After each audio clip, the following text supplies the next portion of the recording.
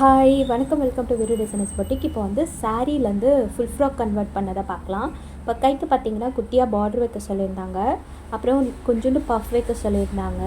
நெக்குக்கு வந்து pattern oval ஷேப்பில் pattern வைக்க சொல்லியிருந்தாங்க. அதுவுமே வச்சாச்சு. கீழே வந்து ப்ளீட்டட் மாதிரி ஃப்ளேர் வேணும் அப்படின்னு கேட்டிருந்தாங்க. ஸோ ப்ளீட்டட் ஃப்ளேர் வச்சாச்சு. கீழே வந்து பெரிய பார்டருக்கு வரும் சாரியில்.